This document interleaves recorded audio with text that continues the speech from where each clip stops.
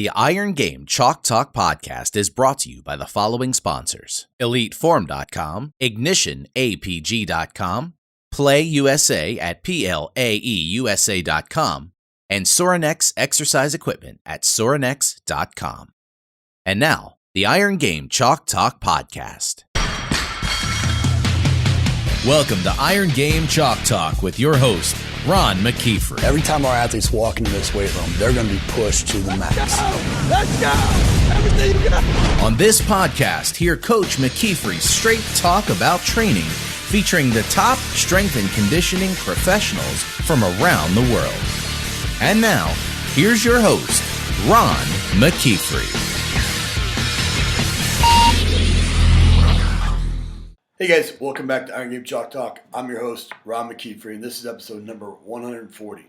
Super excited to have Tim DiFrancesco with us today. Tim is the head strength coach for the Los Angeles Lakers, and he's got a great story. He started off as a physical therapist, got his doctorate in physical therapy, and then made the transition to human performance and then the strength and conditioning, and has done a phenomenal job everywhere he's ever been. But obviously, he's leading one of the top NBA programs out there, and so we wanted to have him on to talk a little bit about basketball programming and evaluation techniques that he uses when athletes come in for the first time. Having come from different programs, different stages in their career, different training different training ages, and so we get into all that. I know you're really going to enjoy it. Before we do, though, I want to make sure we recognize our sponsor for this show, Elite Form. I got a chance to run into those guys, Skip, and the whole gang out at San Antonio, and just so blown away by their generosity and the way that they give back to our community and the product. I mean, it's still, all these years later, still a game changer, and being able to create some diagnostics that you can use with your athletes on a daily basis to give immediate feedback. There's just not a whole lot out there that's remotely close, and so if you're in that market, I'd encourage you to check out Elite Form. More importantly, just reach out to them, let them know how much you appreciate them sponsoring the show and bringing it to you guys for free. But just a class act organization, class act people, and I can't say enough great things about Elite Form. Lastly, started a new podcast for 2016, Ask Coach Mac. And, I wanted to put this out. I get so many questions via email and Facebook and the whole deal. And this was a creative way that I came across to be able to answer those questions, do it maybe one time, but be able to have it so that people can reference it and go back to it. And so basically the setup and the structure is that you go to askcoachmac.com, and at the bottom of the page is a widget that you can hit record, and you'll record a question, whatever your question may be. And I want to get into all the three areas of kind of what I've written about in the book. The technician side, so it can be a technical question, a managerial question. How we run an intern program, how I manage staff, how do we evaluate them, or it can be an entrepreneurial question. How creating a podcast or writing a book or speaking at national conferences or whatever. But I wanted to create this as a way to, again, continually give back. And maybe, if I can answer for one person, it's a good chance that it's going to be something that other people have as well. So I'd encourage you to submit those questions. It's going to be weekly at first. And if it grows and all that, then we'll maybe make it more than once a week. So go there, askcoachmac.com, leave a question, and I'll look to feature you on the show. So sit back, enjoy this episode with Tim. Know you're going to get a ton out of it, and we'll see you on the other side. All right, guys, super excited to have Tim DiFrancesco, right? Did I get it right? You got it. You nailed it. Not many people get it right. Not many people get it. You nailed it. I appreciate it, brother. Well, hey, guys, I'm excited to have Tim on. Tim's the head strength coach for the LA Lakers, and a guy that I've followed from afar. And this is actually our first time ever really connected, which is the beauty of this show, man. This is what's cool about this show is it brings people together and get a chance to talk shop and let everybody kind of be a fly on the wall. And so, man, I really appreciate you spending some time. I know you're in the middle of the season, but I appreciate you coming on the show, brother. Man, it's awesome to be on, man. I'm looking forward to this. I want to get into it a little bit because I'd like to go into your journey, kind of how you got into strength and conditioning and what kind of LA Lakers, man, that's a freaking dream job for a lot of people listening. How did you get there? Right. So, I think for me, getting into the profession and getting into this route of the profession of performance and strength and conditioning, it was really me being a unathletic white kid from New England trying to make it and get it done in athletics at whatever level I could make it to, and ended up sort of reaching Division III basketball as college basketball as my pinnacle. But for me to get there with what I had to work with, I had to try to figure out whatever edge and advantage I could get, and I really enjoyed solving that puzzle for myself and the people that helped me solve that puzzle, to the point where it drove me to want to be able to do that for other folks down the road, and so I think I went a little bit of a winding path. I started off in athletic training for my undergrad, finished that program, and went immediately into physical therapy, got my doctorate in physical therapy, and was working as a PT at an outpatient clinic outside of Boston, and had started up my own performance training facility at a small scale on the side, TD Athlete's Edge, and realized, I loved the rehab. I loved the different backgrounds I had between athletic training and physical therapy, and really enjoyed that. But my area of passion was the performance and the strength and conditioning hammer that I could learn about and then eventually sort of use it was the greatest tool for me to be able to give the most impact on the people I was working with, in my opinion. So try to get them before they were broken, right? Yeah, right, exactly. So, winded my way through that process, and that's where I realized performance and strength and conditioning was where it was at for me. I took a job with the Bakersfield Jam NBA-D League team out of Bakersfield, California, and it was sort of one of those things where came up and fell into my lap, and I just was like, you know what? Why not? I hadn't at the time really practiced in a team setting, and I was really, I think, craving that environment a little bit. So went for it. Just packed up and moved from New England to Bakersfield, California, and they haven't kicked you out yet, huh? Yeah, right, exactly. So it's touch and go, though, I'll tell you that much. So Bakersfield was a great experience. I was in minor league sports. If you're the athletic trainer, you're the strength coach, you're the travel coordinator, you're driving the bus, you're packing the bus. Right. It's a little bit of everything. So it was a great experience. If you can pull it off at that level, you can keep the balls in the air at that level. You can do it just about anywhere, I think. And so it really helped me to get a feel for having to wear different hats and be able to do multitasking that we have to do in this profession. One of the seasons that we were the Bakersfield Jam, that I was with the Jam, we were affiliated with the Lakers, and I had a little bit of interaction with Gary Vitti, head athletic trainer here with the Lakers, and little to my knowledge was on the radar for him to fill a vacancy he had coming up as the head strength and conditioning coach position, and the rest is a little bit of history. Was in the right place at the right time, apparently doing some of the right stuff, and the right people noticed. No, that's awesome, man. Well, and I think one thing I pulled out of that, and it's so important to highlight for, I think, young strength coaches that are listening, is that that experience, that Bakersfield experience. That wasn't. You weren't going into all the coliseums, right? You weren't. It wasn't packed. No. It wasn't. There wasn't. You didn't have the freaking the cool gear and all that. Right. But that, I would imagine, I think you would echo probably that it was instrumental in teaching you how to be a servant leader. No doubt. And wear those different hats. And as a strength coach, that those 2 hours that you have in the weight room are only just a fraction of the interaction that you'll have with the players and the impact that you can have on them. And those other 22 hours is when you have the most influence. That's right. And so Yeah. that's cool. I'm glad you brought that up. When you were working in that PT clinic and you started your own business and you had kind of this passion for performance because of kind of being a self-made athlete. Right. Who were some of your early influences? I mean, who were some of the people that you kind of modeled your career after?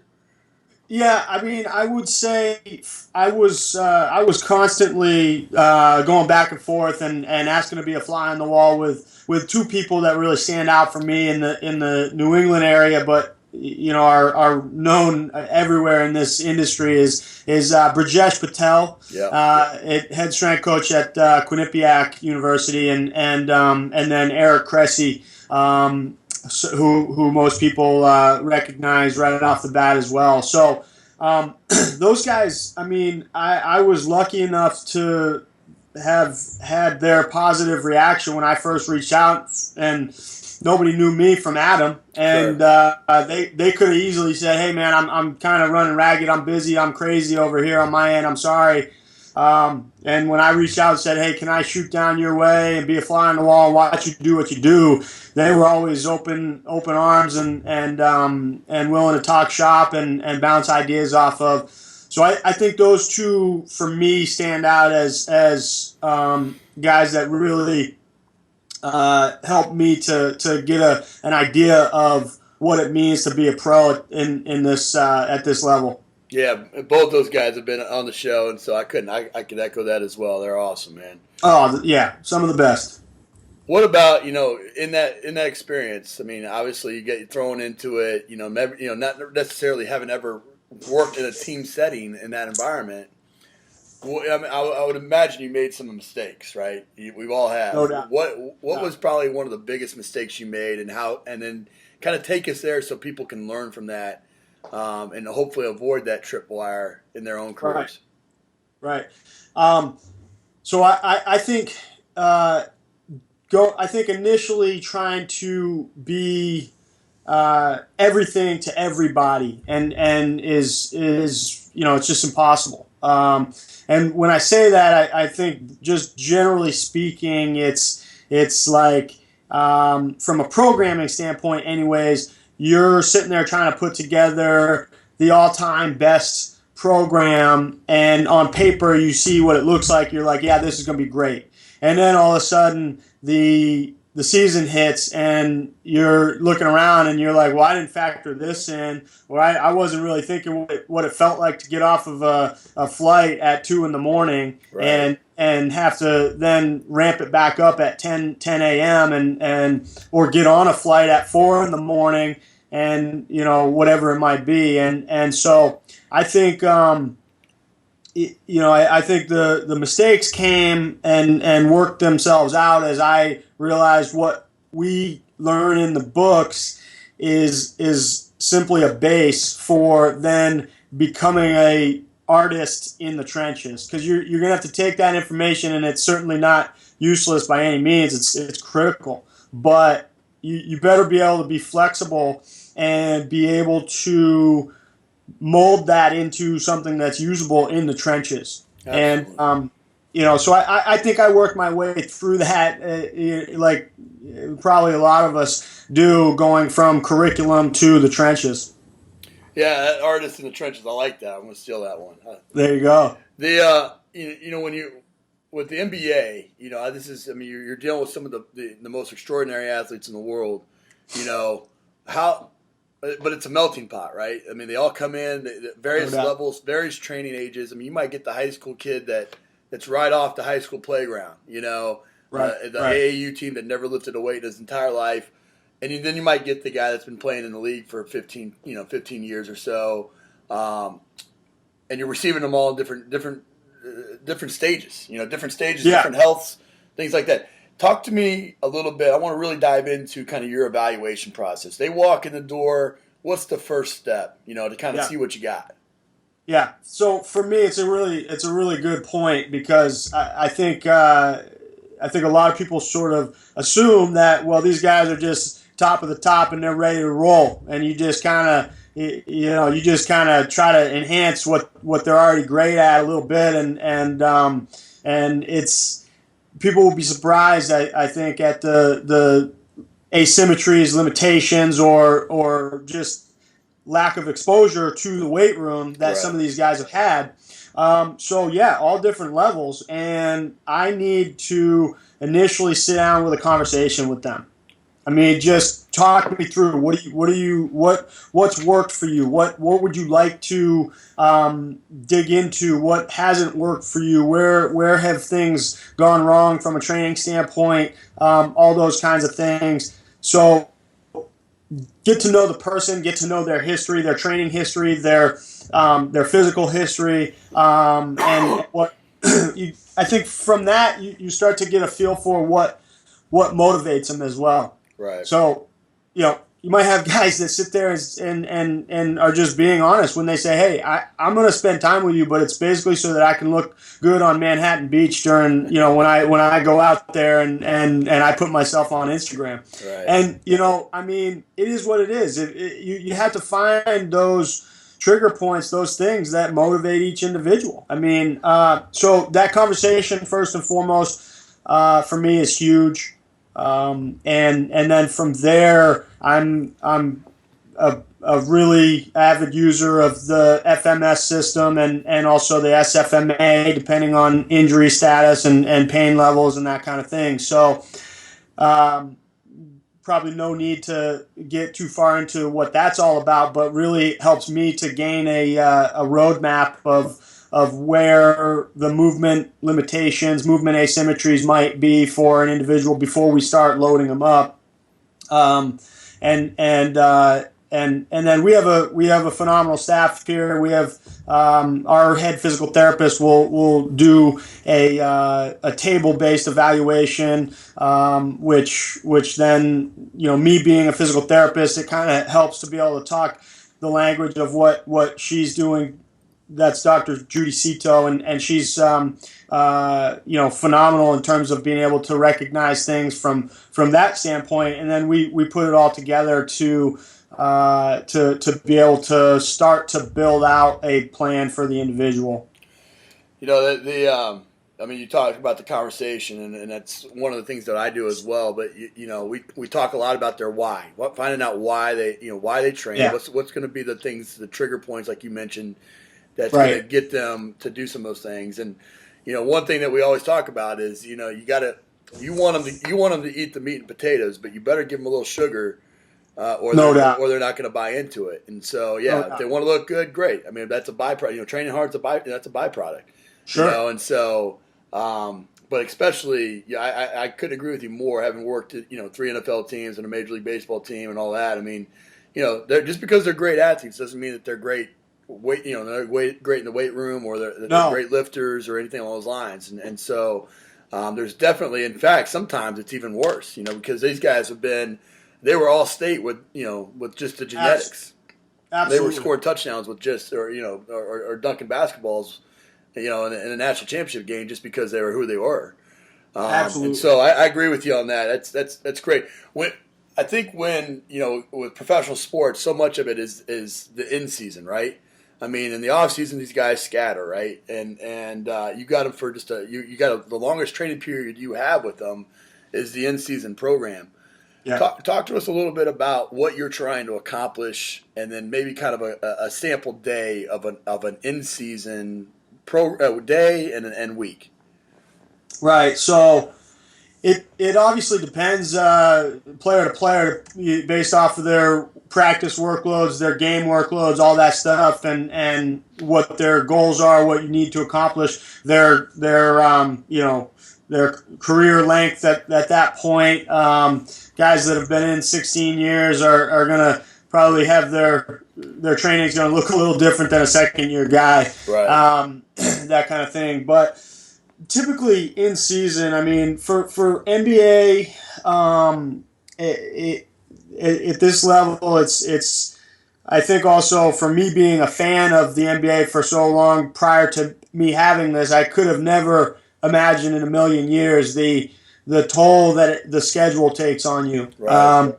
And what these guys go through just to be able to tip the ball off at center court every other night. Mm-hmm. So for me, it's a matter of going back to in season. It's more of a matter of, for the high minute, high load guys, it's more of a matter of going back to their asymmetries and their limitations that you've identified on the first day of assessing them, back whenever that was, and just making sure that those are not rearing their ugly head, or they're not being ignored, so that they end up causing problems in games, or from an injury standpoint.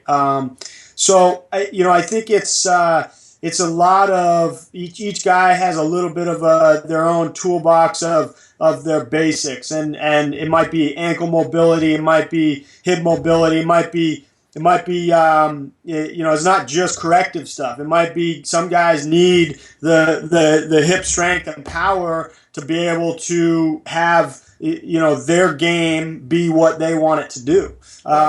So I think, but in general, I think for me, it's really in season is more about the maintenance of those issues that are going to cause them to lose time on the court. Mm-hmm.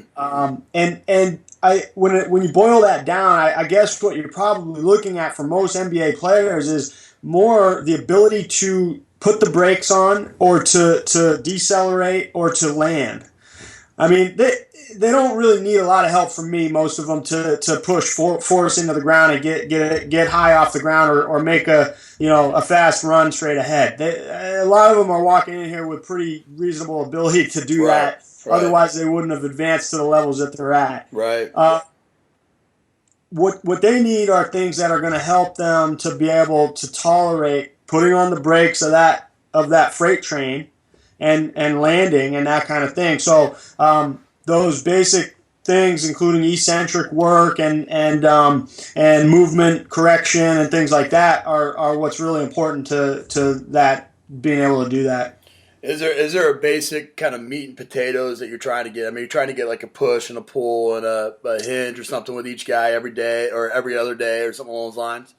Yeah, I mean, I think for some guys, it depends a little bit. I look at, for the guy, if they're willing and or able, based off of what works for them and what works for me. If it ends up being, some guys are raring to go. They're looking to get a little bit of a lift in almost every day. Some guys, I get them 3 days a week. It just depends. It just depends on how all those different factors. But so yeah, I mean, I will typically try to get some, hip dominant, knee dominant work on the lower end of things, the lower body end of things, and then guys a lot of times end up asking me, like, I'm used to doing a lot more bench press, man. I'm used to doing a lot more push type stuff, and we don't do quite as much of that around here. And people forget that basketball is that overhead motion, and they don't think of it as an overhead sport necessarily. Right. But I mean, with me,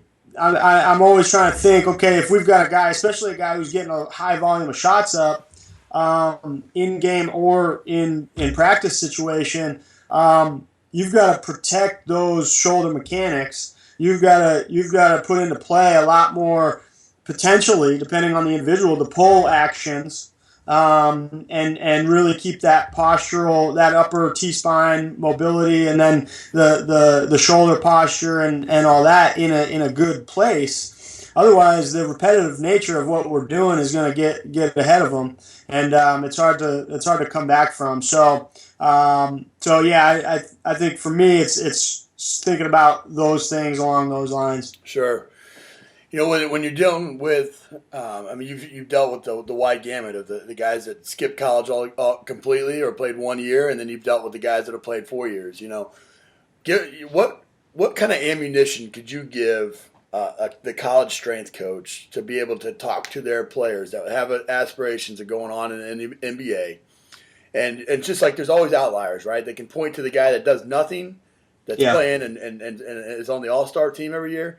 but that's not the norm, right? Right. What would you tell a college strength coach to tell their college basketball players why about the importance of training?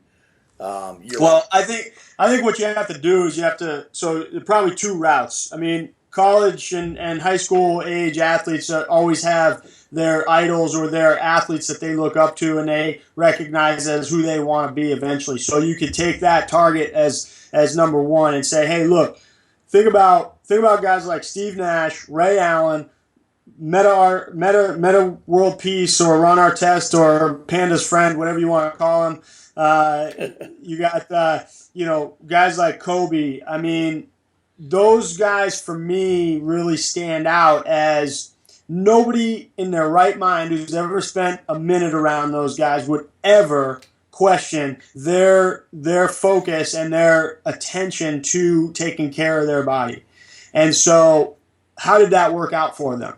Well, it worked out to the tune of anywhere between 15 and 20 years for each of them, which then you can take the next angle of motivating a young high school or college athlete and saying, I mean, at the end of the day, if you've got the opportunity to make millions, do you want to magnify that opportunity or not? Because each year you put yourself out there longer is just going to be X number of millions more. Right. And so, I've been around some of those guys directly, and I can tell you, I mean, Meta World Peace is on our roster still now. I mean, obviously Kobe's still going now. I mean, those guys walk into the building. From the moment they walk in, it's okay. Who in this building, and what am I going to do in this building to get my body to be able to endure and withstand tomorrow and the next day and the next day and the next day.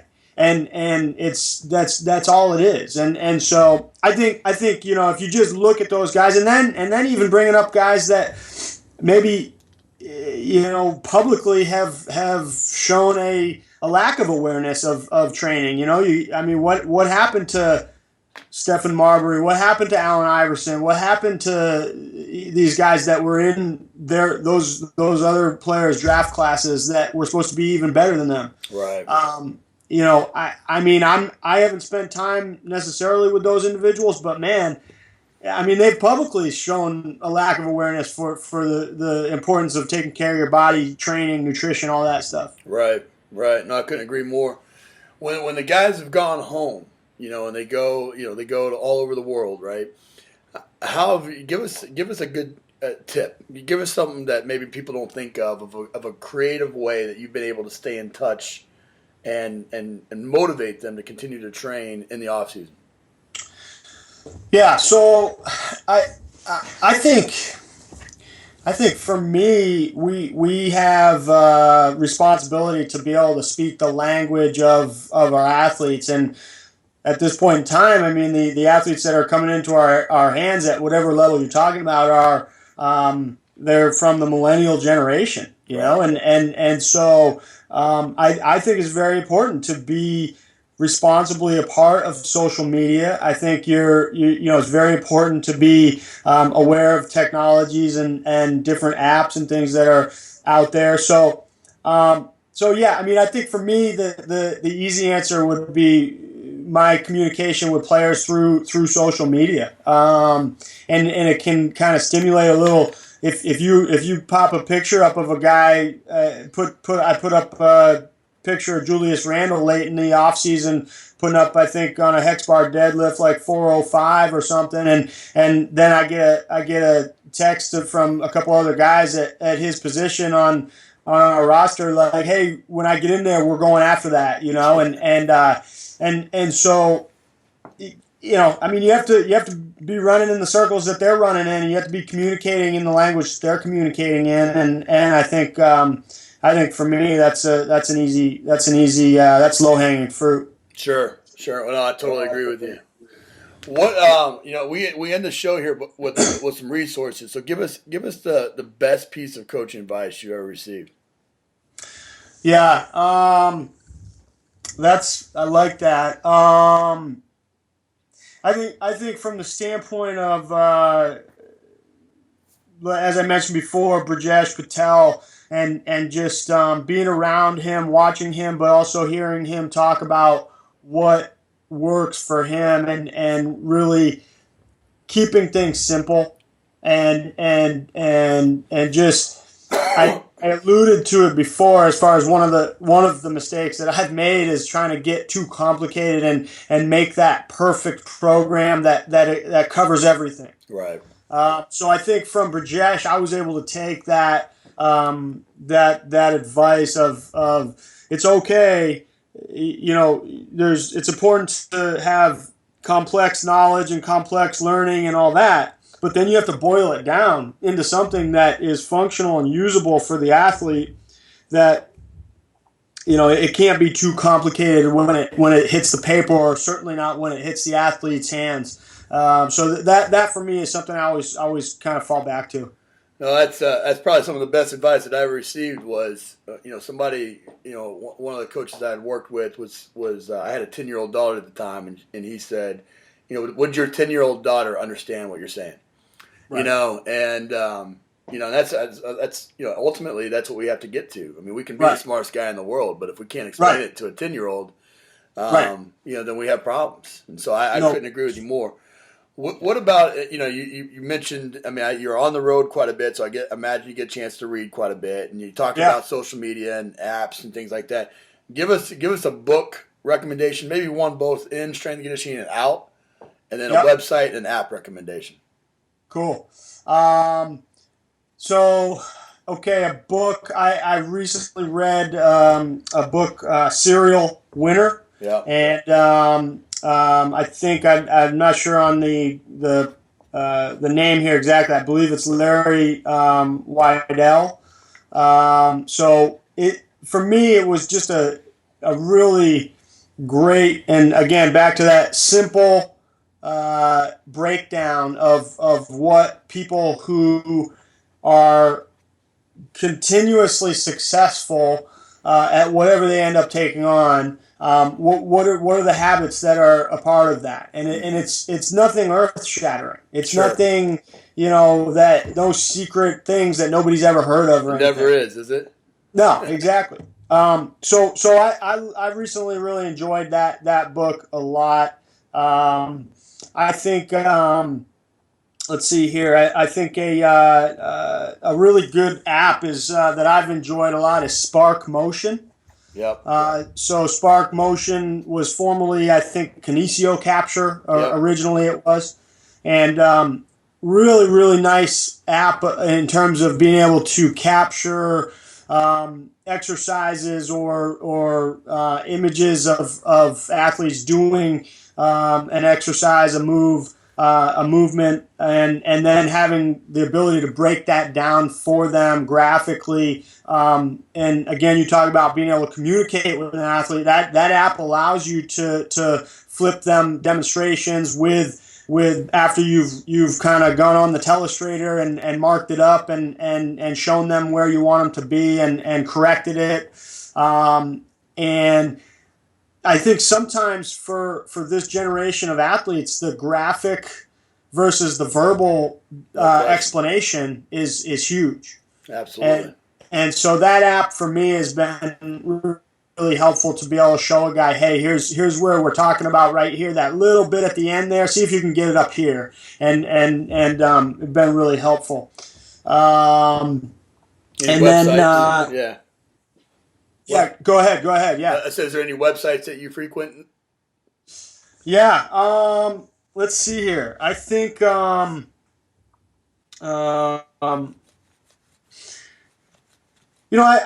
enjoy Gray's stuff. I enjoy Gray Cook's stuff on his website. I think the content he puts has a certain quality to it, and kind of really has some depth to it that makes us step back and think about what we're doing. So I always feel like I go on there. It helps me to look in the mirror, take a step back and think through. Well, geez, I didn't think about it that way. Maybe I need to reevaluate. So that would be Gray Cook's website there. Those are three good ones, man. Well, buddy, I know you're a busy man. I don't want to take too much of your time, but this has been fantastic. What's some ways people can stay up with what you got going on? Yeah, absolutely. No, it's been a blast. So for me, TD Athletes Edge, www.tdathletesedge is my website. I put up blog content there once a week at least, depending on if it's a month like December where we were on the road for 22 out of 31 days, once a week is what I can get you. Right. If it's in the off season, sometimes I can get a couple times a week up there. But so yeah, that's where I get regular content out of my original content, and then I love Twitter and Instagram, being able to share both original and other folks' original content there, and that's at TD Athletes Edge. So you can find me on Facebook and YouTube as well, search with my name, Tim DiFrancesco, and love to communicate, interact with people on there. So if you hop on there and end up catching me somewhere on one of those platforms, be sure to give a shout out, because I love going back and forth. Like you said earlier, you walk away from those types of interactions being a better strength coach and having learned something. So for me, that's what it's about. Absolutely, man, and it's a testament to you. Obviously, I mean, you're a busy man in season, Los Angeles Lakers, and you're still giving back to the community, man. So I appreciate you coming on the show. Thanks so much, buddy. Hey, Ron, thank you so much, brother. That's it for this episode of Iron Game Chalk Talk. Thanks to this week's guest as well as our sponsors for bringing this episode to you for free. Make sure to check out ronmckeefery.com, where you can join our mailing list, find the show notes, including all the links and resources mentioned, and information about Coach McKeefery's other products. While you are there, please join Coach McKeefery in the comments section thanking our guest for sharing. If you haven't subscribed to Iron Game Chalk Talk on YouTube or iTunes yet, make sure to do so. Comments, ratings, and reviews are always welcome. Coach McKeefery can be found on Twitter at @RMcKeefery, on Facebook and YouTube at /Ron.McKeefery. That's it for this week. Be sure to check back next week for another great episode of Iron Game Chalk Talk.